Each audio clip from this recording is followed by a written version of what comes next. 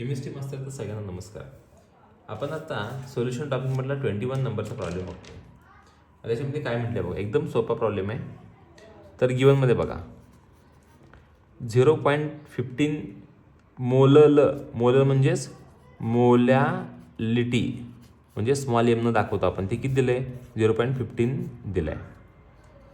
आता हा मोल पर के जी याचं युनिट असते, मोल पर के जी.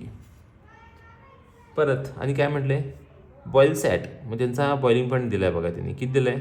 तर टी इज इक्वल्स टू 373.23 दिला आहे त्यांनी केल्विन. आणि वॉटरचं बॉइलिंग पॉईंट तुम्हाला सगळ्यांना माहिती आहे 373.15 केल्विन. पण डेल्टा टी बी इथं आपण इथंच काढला तरी चालतो. डेल्टा टी बी किती येतो मग? 0.08 केल्विन. म्हणजे बघा ह्या दोन्हीतला डिफरन्स. परत आणि काय दिले, तर के बी काढायला सांगितले. मग गिवन झाला to find K B is equals to question mark.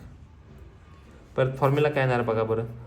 Formula कळत नसेल तर पहिला काय करा, आता आपला नॉर्मल फॉर्म्युला पहिल्यांदा सगळ्यांना माहिती आहे, delta T B is equals to K B into M. आपल्याला काय काढायचं आहे? के बी काढायचं आहे. मग के बी काढायचं म्हणजे हा इथनं डिवाइड होईल, delta T B upon M, M for molality. मग K B is equals to कॅल्क्युलेशनमध्ये काय करणार तुम्ही, डेल्टा टी बी किती आहे तर 0.08 अपॉन एम किती आहे, मोलॅलिटी 0.15. आता हे जर लॉग टेबलनं सोडवायचं असेल तर काय करू शकतो आपण, याचा लॉग किती येतो बघा, बार 2.80चा लॉग येतो तो 90.31 वजा ह्याचा बार 1.15चा लॉग येतो तो 17.61.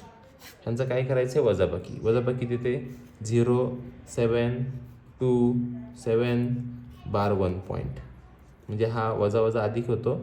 आणि परत पुढं आता याचं काय बघायचा, अँटीलॉग बघायचा. अँटीलॉग बघताना काय बघायचा, 72चा 7मध्ये बघायचा. किती येतोय 5333.